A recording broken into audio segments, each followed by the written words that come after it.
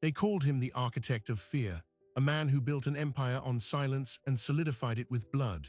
But when the new nanny hummed a simple lullaby to his sleeping child, the foundation of that empire shattered, because the melody was his late wife's secret song. And in that moment, the most dangerous man in the city did the one thing his enemies thought impossible. He broke completely. This is Victor Strand, a man who commanded the city's underworld with a whisper and a warning. His wife, Ilara, was the only light in that darkness, her death a wound he sealed behind a wall of absolute control. Until a 19-year-old nanny named Anya, hired to care for his infant son, unknowingly pierced that armor with a forgotten melody. But here's what no one in that room understood. In a world built on perception, that single moment of exposed grief was more dangerous than a loaded gun. And someone was always watching. For 2 years, Victor Strand's routine was armor. Every morning at 5 a.m., he would leave the master suite, a room he now used only for changing clothes, and cross the silent hall to the nursery. He would stand over the crib of his son, Leo, and perform a 60-second inspection. The angle of the mobile, the temperature on the monitor, the lock on the window. It was a risk assessment, not a father's gaze. By 5:15, he was in his study, the first reports of the night's business waiting on a polished walnut desk. The Strand organization wasn't the largest in the city, but it was the most precise. Victor dealt in leverage, compromising data on politicians, silent partnerships in luxury developments, and the discreet redistribution of assets from those who had fallen out of favor. He never raised his voice. He never had to. His reputation was a sophisticated algorithm of fear and unbreakable contracts. His wife, Ilara, had been the exception to every rule.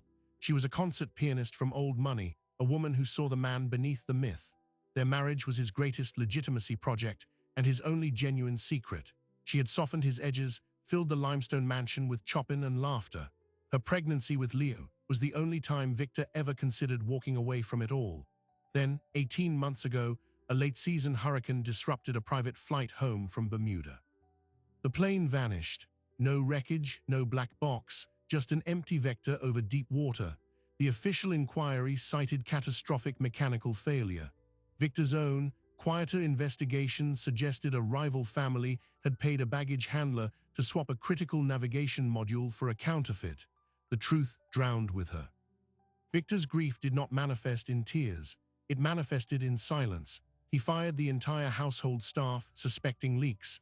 He withdrew Leo from a proposed prenatal music program Ilara had chosen. He eliminated the man he believed responsible for the sabotage, a lieutenant from the Kovac syndicate, in a method so brutal it reset the balance of power in the city for a year. But in private, the vacuum she left was absolute. He couldn't enter the music room. He had her piano covered in a white sheet, a ghost in the West Wing. The only piece of her he allowed to remain was a single framed photograph on his desk and the memory of a song, a simple, wordless lullaby she had composed herself while pregnant. She would hum it, her hand on her swelling stomach, in the garden at dusk. She called it Leo's theme. No one else knew it. After her death, the melody became a landmine in his mind, buried so deep he believed it could never detonate. The nanny, Anya, was hired through a stringent, anonymous agency. 20 years old, studying early childhood development online, references that checked out with bland perfection. Victor's head of security, Marcus, vetted her. Clean digital footprint, no connections to rival families, a quiet girl from a small town looking for live-in work. Her interview was conducted by Marcus. Victor observed via a security feed. She answered questions softly, her eyes on her hands. She seemed insignificant, which was the primary qualification. She moved into the renovated staff quarters over the garage, a world away from the main house. Her instructions were explicit. Care for Leo from 7 a.m. to 7 p.m. meals were to be taken in her quarters. She was not to engage the master of the house unless spoken to. She was furniture. For 3 weeks, the system worked.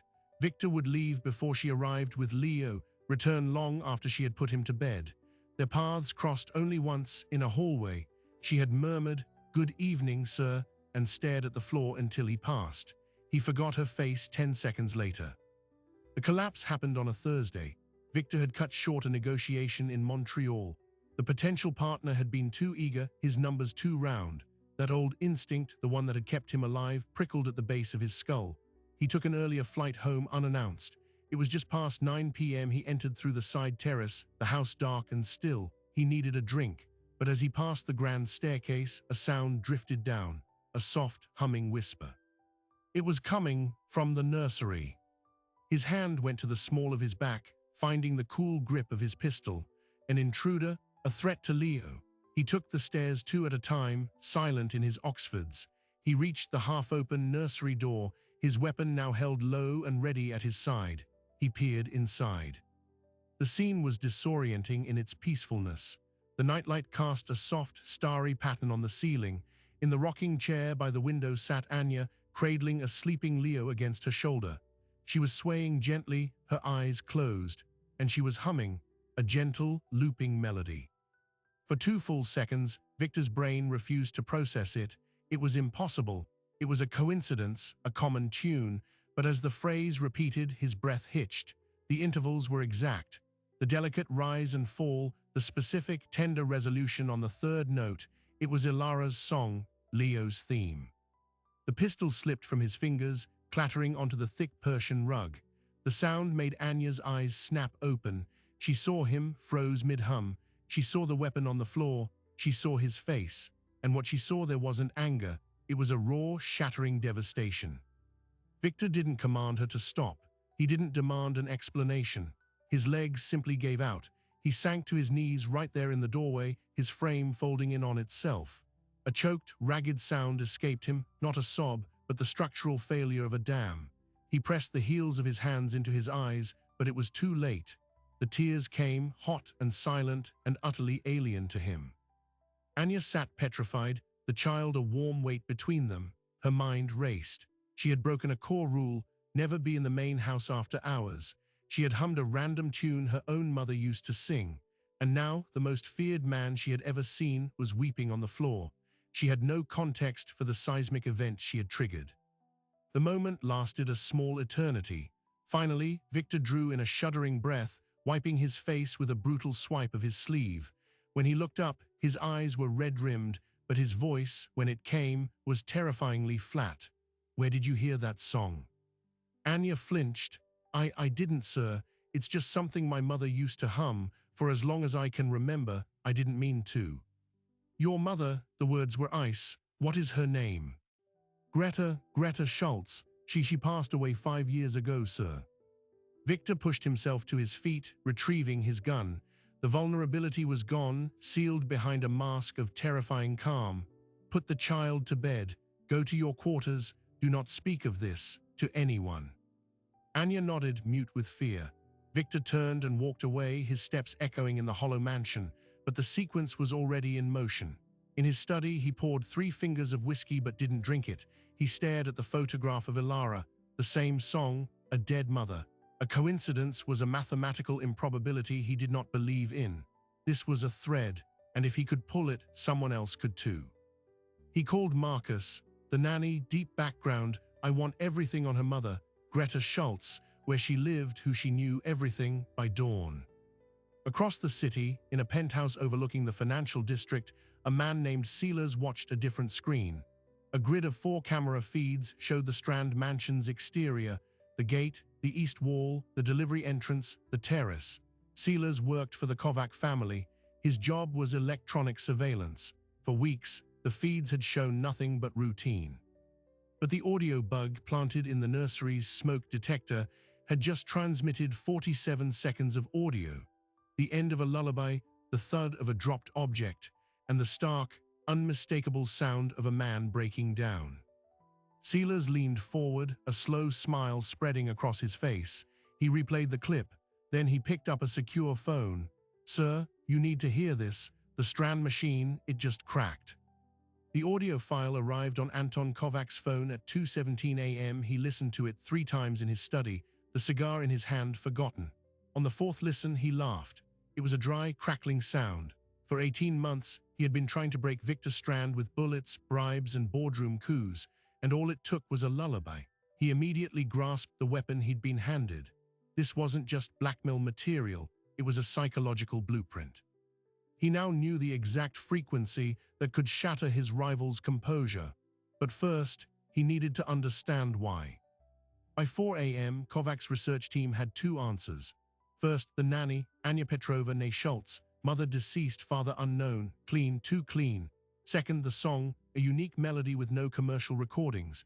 Their music analyst, cross-referencing with old society databases, found one match, a private recital program from 8 years ago for a charity event at the Strand estate. The performer, Ilara Strand. The listed piece, variations on an original theme. The analyst noted, melodic structure of the primary theme matches the hummed sample at 98% confidence. Kovac leaned back in his chair. So the dead wife's composition had somehow trickled down to a nanny's mother. That was the thread. He gave the order, find the connection between Greta Schultz and Ilara Strand. I don't care how deep you have to dig. Back at the Strand mansion, Victor was digging too. Marcus delivered the preliminary report on Greta Schultz by 6 a.m. A midwife, licensed, well-regarded, operated a small private practice for 2 decades before her death from cancer. Her client list was protected, but Marcus had used less legal means to extract a redacted ledger. Victor scanned the names and dates. His eyes stopped on an entry from 9 years ago. E. Strand, initial consultation, home visit. Followed by a series of subsequent appointments over 9 months. Ilara had never mentioned a midwife named Greta. She had used a prestigious obstetrician at the city's top hospital. Why the secret consultations? Victor's mind, trained to find patterns in deception, assembled a terrifying puzzle. A midwife with a secret connection to his wife. A daughter who knew his wife's secret lullaby. A daughter who then, against all probability, ends up as the nanny to his child. This was not a coincidence. This was a long game, but whose? He went to the garage apartment. He didn't knock. He used his master key and entered. Anya was at the small table, eating oatmeal. She shot to her feet, fear flashing in her eyes. Sir, I. Sit. Victor's voice was calm. He placed a printed photograph on the table. It was a picture of Greta Schultz from her professional website. Your mother, she was a midwife. Anya looked at the photo, then at him, confused. Yes. Did she ever mention a client named Ilara Strand, my wife? Anya's brow furrowed. She shook her head slowly. No, never. She was very private about her clients. It was a point of ethics. Victor studied her. Her confusion seemed genuine, but he had seen the best actors fail under less pressure. The song you hummed, Leo's theme, your mother taught it to you. She always hummed it when I was sick or scared. It was our song. She said her mother hummed it to her. I thought it was just a family thing. Anya's voice trembled. Why, what is this about? Victor didn't answer. He was recalculating. If Anya was a plant, she was either an Oscar-caliber liar or she was an unwitting pawn. The latter was more dangerous. It meant someone else had moved her into position. He needed to know who owned the chessboard. Pack a bag for Leo and yourself. Essentials only. We're leaving in 10 minutes. Leaving where? A place where the walls don't have ears. As he said it, he looked at the ceiling light fixture. He'd been so focused on human threats, he'd gotten complacent about electronic ones. The Kovacs were tech-savvy. It was a vulnerability he'd just paid for. They left in the unmarked sedan Victor kept for contingencies. He drove, not to another safe property, but to a public storage facility on the industrial south side, Unit B14. Inside, it looked like a generic storage locker filled with boxes. Victor moved 3 specific boxes, revealing a keypad set into the floor. He typed a code. A hydraulic hum sounded, and a 6x6 section of the floor descended on a lift. It was a panic room built into the foundation. A hidden basement. Anya, holding a sleepy Leo, stared in shock. The room below was Spartan but secure, concrete walls, a cot, a table, bottled water, and communications equipment. Stay here, Victor instructed. Do not touch the radio. There is a bathroom in the back. I will be back by nightfall. You're leaving us here. Her voice was small in the concrete space. It's the safest place in the city for him right now, and for you. He met her eyes. Someone used you to get to me, Anya. Until I know who and why, you are both targets. As Victor resurfaced and sealed the unit, his phone buzzed. It was Marcus. Boss, we traced the nanny's agency. It's a shell. The references were forged. Professionally, Eastern European digital ghosting techniques, Kovac's signature. Victor's blood ran cold. The Kovacs had placed her. But why? To gather intel. They had audio bugs for that. To kill him, she'd had 1,000 opportunities, then it clicked. The song. They hadn't known about the song until she hummed it. They hadn't placed her to use the song. They had placed her and gotten lucky with the song. Her primary purpose was something else, something she didn't even know she was doing. He called his most discreet contact in the city's health department. An hour and a significant wire transfer later, he had what he needed: the complete, unredacted client ledger for Greta Schultz, pulled from a backup of her practice's billing software. He scrolled through the names on his secured laptop in a nearby parking garage. He found Ilara's entries again, and then he found another. 2 entries, same time period, same due date window. The name was redacted in the ledger he'd seen earlier, but here it was clear: Petrova A. Anya's mother was a client, but not just any client. Greta Schultz had 2 clients due at the same time 9 years ago: Ilara Strand and a woman named Anya Petrova. Victor's finger traced the screen. Anya Petrova, that was the nanny's name, but the birth date for that client would make her, he calculated, 28, 29 years old, not 20. Anya had lied about her age. He opened a new search, digging into international birth records, a service he paid a fortune for. Anya Petrova, born 29 years ago in Riga. Father, unknown. Mother, Greta Schultz.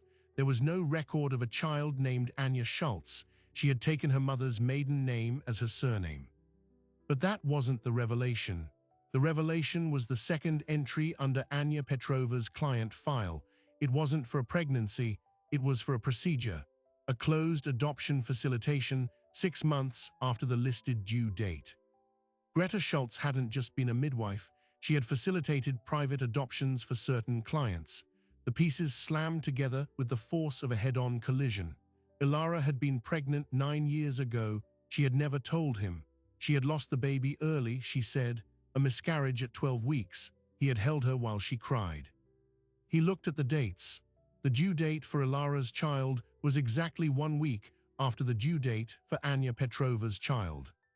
A horrific, glorious, terrifying possibility dawned. He needed a DNA test.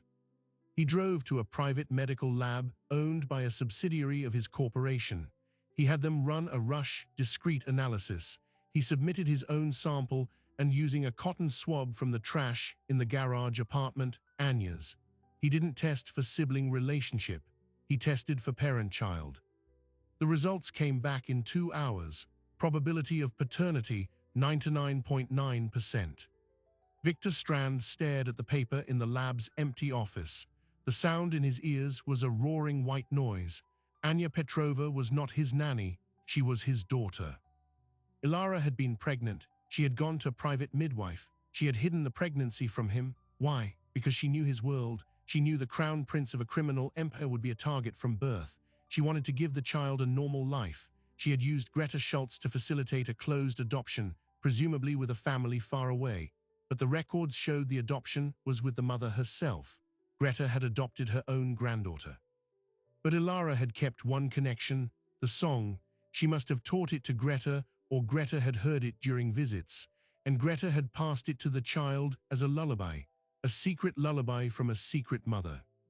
And now, through a chain of events, no one could have predicted that child was back in his house, hired by his enemies. Victor put his head in his hands. The Kovacs didn't know, they couldn't know. They thought they had placed a random girl, a tool. If they discovered her true value, she wouldn't be a tool anymore. She'd be the ultimate leverage, or a corpse. He had to get her out, but as he thought it, his phone lit up with a blocked number, a text message. It contained a single image. It was a photo taken from a long lens of him and Anya leaving the storage facility unit earlier that day. The text below read, "A father's concern is touching, Victor. Let's discuss a future. Your study, 9 tonight. Come alone, or the next photo we send will be to the press with a very interesting story about your late wife's charity work." They had her, they didn't know who she was, but they knew what she was, his vulnerability, and they were inviting themselves into his home. Victor looked at the time. It was 7 p.m. He had 2 hours before a siege he couldn't win with bullets, because they weren't just holding a gun to his head. They were holding one to the head of the daughter he never knew he had, who was currently locked in a concrete box, completely unaware that her world was about to be ripped apart for the second time in her life. Victor returned to a mansion that felt like a trap he'd built himself. He disabled the alarm he knew was compromised and walked straight to his study. He didn't touch the lights. The city's glow through the tall windows provided a cold, blue illumination. He stood behind his desk, facing the door, and waited. At 9 o'clock precisely, the front gate's motor hummed. No one had buzzed for entry. They had overridden his system. Two men entered the study first. Kovac enforcers, their jackets bulging with hardware. They scanned the room, then parted. Anton Kovac walked in. He was a decade older than Victor, with silvering hair and the calm demeanor of a university professor. He carried a slim tablet. "Victor, you look like you've seen a ghost." "You have my attention, Anton. What do you want?" Kovac smiled, placing the tablet on the desk. "Direct, I appreciate that. What I want is a merger, a friendly one. My operations absorb your import channels. You retain a ceremonial title and a generous pension. You retire quietly." "And if I refuse?" Kovac tapped the tablet. It played the audio from the nursery, the lullaby, the choked sob. He let it hang in the air. "Then this gets delivered to every major news outlet, every rival family head, and every politician on your payroll. The narrative writes itself. Crime lord's psyche crumbles under weight of dead wife. Your credibility, which is your only real currency, evaporates overnight. Your partners will flee. Your soldiers will question a leader who weeps in the nursery. You'll be dead within a week, and I'll take the pieces anyway." Victor didn't move. "You think a moment of grief destroys a man?" "I think perception is reality," Kovac said smoothly, "and I have a second file more interesting than the first." He swiped the tablet. A document appeared. It was a scanned page from Greta Schultz's private journal dated 9 years ago. Kovac read aloud. "E is determined. The adoption is closed, but she wants a thread, a song, a single lullaby. It is the only piece of her the child will ever have. I will teach it to her as her own. It feels like a secret prayer." Victor's heart turned to stone in his chest. They had the journal. Kovac looked up, his eyes sharp. "Fascinating, isn't it? Your wife had a child she gave away. And the midwife's daughter, your lovely Nanny, she just happens to know that secret lullaby. The math is suggestive, Victor. Is she the child, or is she just a lucky girl with a tragic mother? I don't know yet, but I will. And when I do, her value on this chessboard changes dramatically. So, do we have a deal? Your empire for her obscurity." Victor understood the true threat. Kovac was dangling the asterisk question of Anya's identity. The moment he confirmed it, she became a target for extraction or elimination.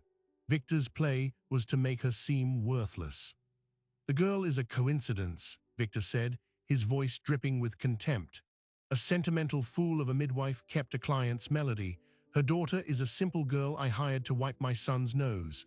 Your suggestive math is the fantasy of a man who reads too much into noise. Use the audio, see what happens." He was bluffing with his entire being, calling Kovac's raise with nothing. He needed Kovac to doubt the bigger prize. Kovac studied him, the smile fading. He had expected desperation, negotiation, not dismissal. "You're willing to bet your kingdom on that?" "I've bet on worse hands." Victor leaned forward. "But I'll offer you a counter. The North Side docks, the ones you've been bleeding money over for a year. You can have the contracts, clean. In exchange for the journal, all copies of the audio, and the name of the person who dug this up for you." It was a masterstroke. He was offering real, valuable territory, but territory he knew was about to become a legal quagmire due to new Port Authority regulations. He was selling a sinking ship. Kovac's eyes narrowed, calculating. The docks were a tangible, immediate gain. The Nanny was a nebulous, unproven leverage. Greed battled curiosity. Greed won. The docks, and 20% of your luxury auto brokerage. 10%, Victor countered. 15, and we have a deal. Victor nodded slowly. The transfer will be initiated at midnight. The data. Kovac slid the tablet across the desk. "The only copies are on here. My researcher was singular. He's waiting for my call to scrub his drives." "His name?" Silas Vaughan." Kovac stood. "A pleasure doing business, Victor. I'll see myself out." The moment the front gate closed behind Kovac's car, Victor moved. He didn't check the tablet. He called Marcus. Silas Vaughan, Kovac's digital archaeologist. Find him, now. I want him alive and in a black site before he knows he's a target. Then he opened a secure line to his lawyer. Initiate the Davenport transfer to the Kovac holding shell. Push it through fast. I want it done by 11:30. Next, he went to the storage unit. He descended into the panic room. Anya was sitting on the cot, Leo asleep beside her. She looked up, her face pale. What's happening? We're leaving the city tonight, Victor said, his voice leaving no room for argument. You and Leo. A private jet to Zurich. You'll be met by people who will keep you safe. Why? What did I do? You existed. The words came out harsher than he intended. He softened his tone, an unfamiliar effort. You are in danger because of who your mother was, because of a song. I need you to go.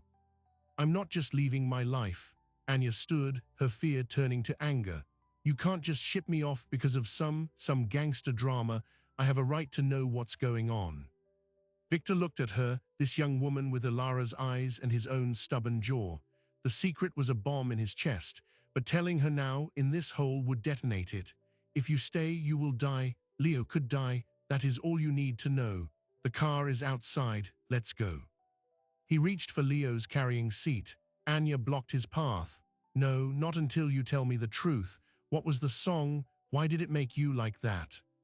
Their standoff was interrupted by Victor's phone buzzing. Marcus, boss, we have a problem. We tracked Vaughan to a server farm in the old warehouse district. We moved in. The place was clean, too clean. He was gone, but we found his primary terminal. It was still warm, and it was logged into a remote backup, a cloud drive. He was Kovac's only client. Victor's blood froze. What are you saying? He was a freelancer. Kovac hired him to dig into the Nanny, but the logs show a second, earlier query from 6 months ago. Someone else paid him to find Greta Schultz's surviving family. They got Anya's name and location first. They hired the agency. They placed her with you. The room seemed to tilt. Kovac hadn't orchestrated this. He'd merely stumbled onto it. Someone else had planted Anya in his house. Someone who knew her identity from the beginning. Who? Victor whispered. The payment trail is a maze, but it originates from a holding company registered in Luxembourg. The beneficiary is a trust. The trust's signatory, Marcus paused. It's Camilla Strand. Victor's world shattered for the second time that night.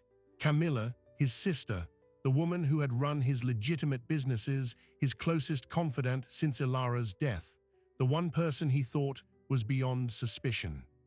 She knew, Victor breathed. She knew about Anya. She brought her here. But why? Marcus asked, bewildered. The answer clicked into place with horrifying clarity. Camilla had always been ambitious. With Ilara gone, she was Victor's natural successor in the legitimate empire. But Victor had a son, Leo, a male heir, and now a secret older daughter, an adult who could, theoretically, inherit. Camilla hadn't placed Anya to hurt Victor. She'd placed her to control her, to study her, and if necessary, to eliminate her. The lullaby incident was an unforeseen accident that brought Victor's attention crashing down on the asset too soon. Where is Camilla now? Victor asked, his voice deadly quiet. Her flight landed at the private airfield an hour ago. She's on her way to the estate. Victor ended the call. He looked at Anya, who was watching him, catching fragments of the conversation. What is it? She asked, her anger replaced by dread. The person who hired you, who sent you here, it was my sister. He saw the confusion on her face. She didn't pick you at random, Anya. She knew your mother. She knew who you were. She brought you here to watch you. Anya stumbled back, sitting hard on the cot. Who I was? What does that mean? There was no more time for half-truths. The trap was closing from all sides. Victor knelt in front of her, something he had never done in his life. He took her hands. They were ice cold. 9 years ago, my wife, Ilara, gave birth to a baby girl. She believed my world was too dangerous for a child. She arranged a closed adoption through your mother, Greta, but Greta didn't give the child away. She kept her. She raised her as her own daughter. She gave her a lullaby, the one Ilara wrote. Anya's eyes were wide, uncomprehending. What are you saying? The DNA test came back an hour ago, Anya. Victor held her gaze, forcing the words out. I am your father. The sound that left Anya's mouth was a small, shattered gasp. She ripped her hands from his, shaking her head. No, that's insane. My mother was Greta. My father was a sailor who left. That's the story. It was a story to protect you, Victor said, his own voice cracking. From me, from this life. Ilara loved you enough to let you go, and I never knew you existed until tonight. Tears spilled down Anya's cheeks, but they were tears of rage, not joy. All this time, I was in this house, taking care of my own brother, and you knew, and you were going to send me away. I was trying to save your life. Camilla didn't bring you here for a reunion. She sees you as a threat. Kovac is one breath away from figuring it out. You are the single most vulnerable person in this city right now. Before she could respond, Victor's phone buzzed again. A text from a familiar, beloved number.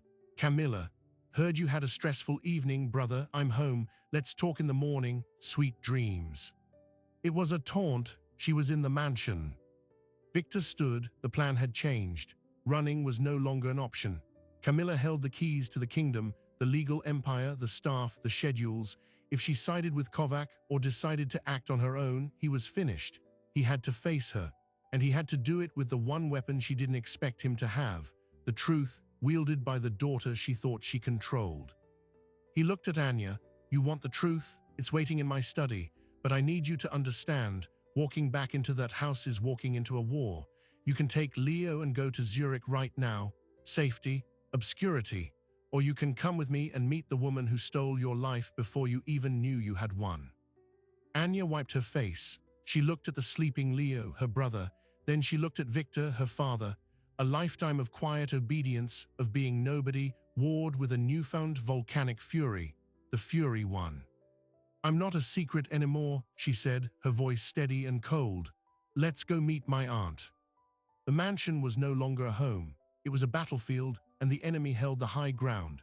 Victor entered through the service entrance, Anya a silent shadow behind him. He didn't go to the study. He went to the kitchen, to a seemingly blank section of wall paneling beside the pantry. He pressed a sequence of spots on the wood.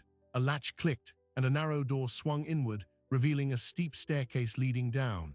A secondary panic room, one not even on the estate's official blueprints. Ilara's idea, a place to hide if the unthinkable happened.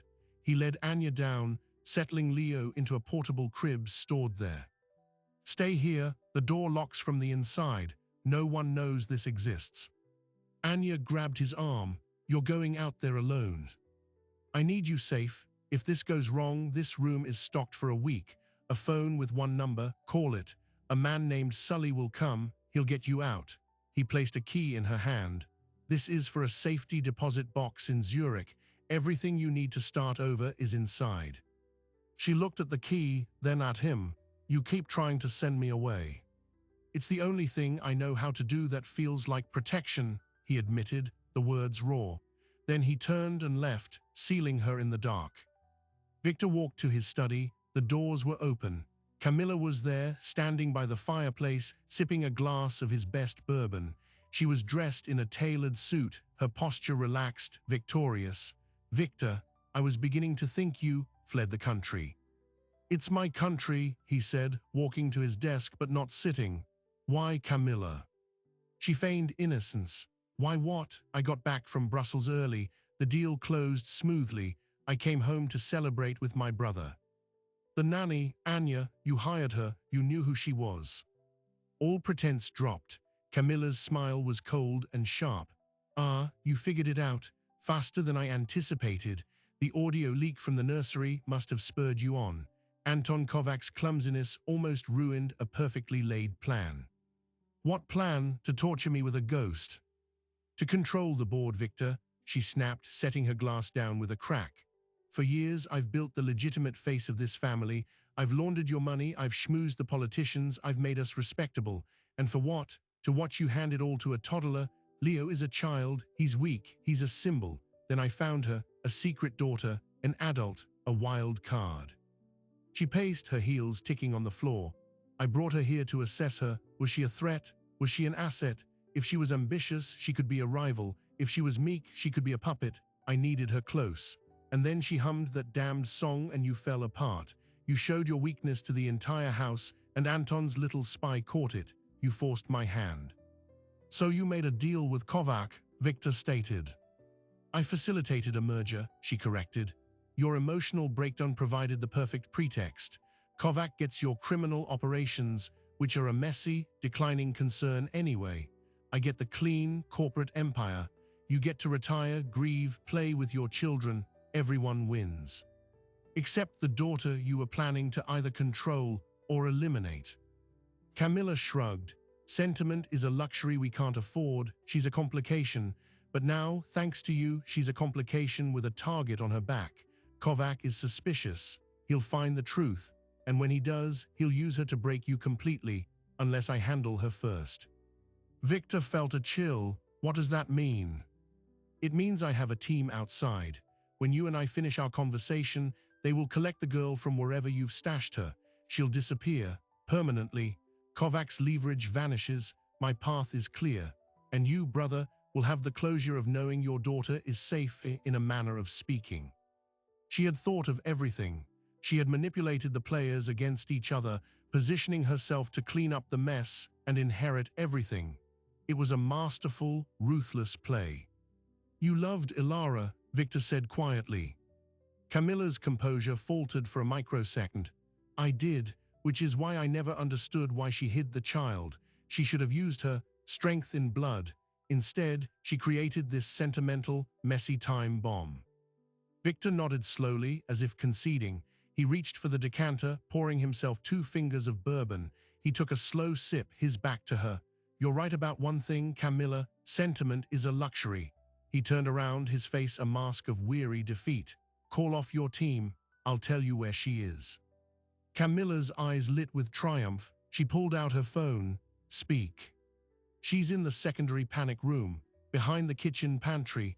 The code is 1985. My birth year, simple, arrogant. A cruel smile touched Camilla's lips. She dialed a number, put the phone on speaker.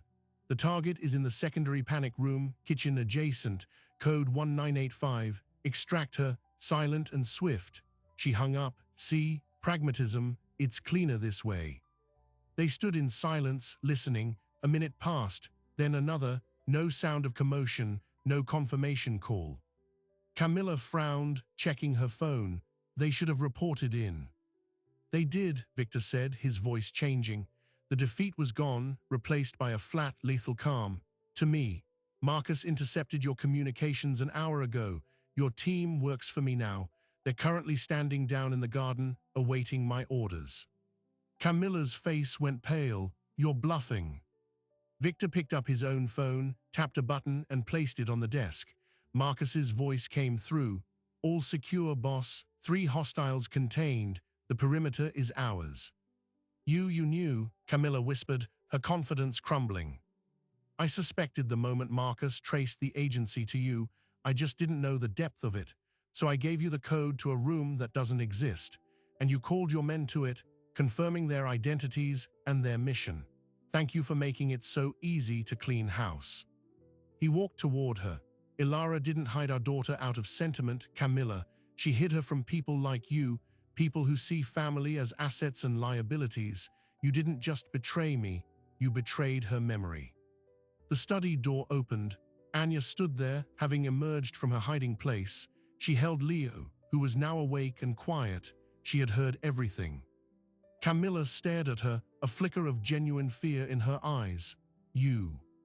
My aunt, Anya said, the word dripping with acid. The woman who thought she could play with my life like it was a spreadsheet. It's not too late, Camilla said, her voice shifting to a desperate, wheedling tone. We can still work together, the 3 of us. Strand, Valent, and Strand, we'd be unstoppable. Victor looked at Anya. The choice was hers. This was her inheritance, her vengeance. Anya looked from Camilla's pleading face to Victor's impassive one. She thought of the mother who gave her away to save her and the grandmother who raised her in secret. She thought of the lullaby that connected them all. No, Anya said, her voice clear and final. I don't want your empire. And I don't want your forgiveness. She looked at Victor. But I will take my brother, and I will take my father. The rest, you can have it. It was the ultimate punishment. Camilla had coveted the empire above all else. Anya was handing it to her, but stripped of its soul, its future, and its family. It was a hollow crown.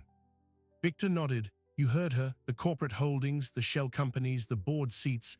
They're yours, Camilla. As of this moment, I resign. But the criminal operations, the men, the street deals, they dissolve. Tonight, Marcus will oversee the liquidation. Anyone who doesn't want to go straight will answer to the Kovacs. You'll have a fortune and a war on your doorstep. Camilla sank into a chair, her ambition curdling into ash. She had won the prize and lost everything that gave it meaning. Victor walked to Anya, putting a hand on Leo's head. Let's go. They walked out of the study, leaving Camilla alone in the silent, gilded room. They collected a few things from the nursery, then drove away from the mansion as the first hints of dawn lightened the sky. They didn't go to the airport. They went to Sully's gym. In the basement, over bad coffee, they made a plan. Victor would dismantle his old life. Anya would not go to Zurich. She would stay under a new name and finish her degree in childhood development. She would raise Leo, with Victor present in a way he never had been before, not as a king, but as a father. A week later, the fallout hit the news. Strand Industries CEO Camilla Strand assumes full control amidst brother's sudden retirement. In the underworld, the rumors were darker. The Strand organization had vanished overnight. The Kovacs, furious at being cheated out of the docks by Victor's clever contract, turned their wrath on the only Strand left standing, Camilla.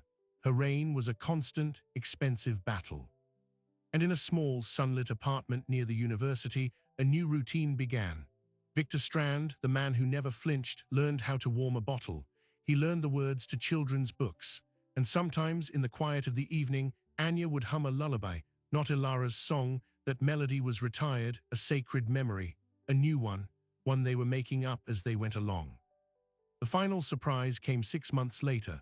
A package arrived at the apartment, no return address. Inside was Greta Schultz's complete, unredacted journal. Along with it, a note on plain paper. The ledger is balanced. SV Silas Vaughan, the digital ghost, had sent it. A final act of penance, or perhaps a warning that secrets never stay buried. But this secret, Victor realized as he watched Anya laugh with Leo, was no longer a weapon. It was just a story, their story. And for the first time, the architect of fear was not afraid of what came next. So what does it mean when the most feared man in the room finally kneels? The story of Victor Strand and the nanny who broke him isn't really about crime or lullabies. It's about the architecture of the self. We all build fortresses of reputation, of stoicism, of control, brick by brick, to protect the soft, vulnerable core within. We believe those walls are our strength. But sometimes, strength isn't in the wall. It's in the willingness to let it crumble. Victor's empire was built on a simple principle: perceived invincibility. The moment that perception shattered, the empire fell. But in its place, something more resilient grew, not a kingdom but a family. The very vulnerability his enemies tried to weaponize became the foundation of his actual freedom. Anya, the hidden daughter, entered his life as a tool in someone else's game. She left as the person who gave him a reason to stop playing. This story asks an uncomfortable question: what are you hiding to maintain your own power? And what would happen if, just for a moment, you stopped? The research is clear: suppressing grief, especially for men conditioned to equate tears with weakness, has devastating costs. It manifests as anger, as isolation, as a life lived in a defensive crouch. Victor's collapse wasn't a failure. It was a long-delayed system reboot. It was the sound of a dam breaking, allowing life to flow back into a parched landscape. Camilla won the empire and inherited a war. Victor lost everything and found peace. The nanny, who was told to stay silent, ended up rewriting the legacy of a dynasty. It's a reminder that the most powerful person in any room is rarely the one shouting. It's the one who understands the value of a whisper, the power of a memory, and the unbreakable strength of a chosen bond. So what did you think? Did Victor make the right choice by walking away? Was Anya's decision to stay with him an act of forgiveness or a new kind of strategy? And did Camilla, clinging to her hollow victory, get what she truly deserved? Let me know your thoughts in the comments below. If this story of hidden identities, emotional avalanches, and rewritten destinies resonated with you, please hit that like button. It truly helps the channel grow. Share this with a friend who appreciates a narrative where the heart is the ultimate battlefield. And don't forget to subscribe for more deep dives into the stories that lie just beneath the surface, the whispers that change everything. Thanks for listening.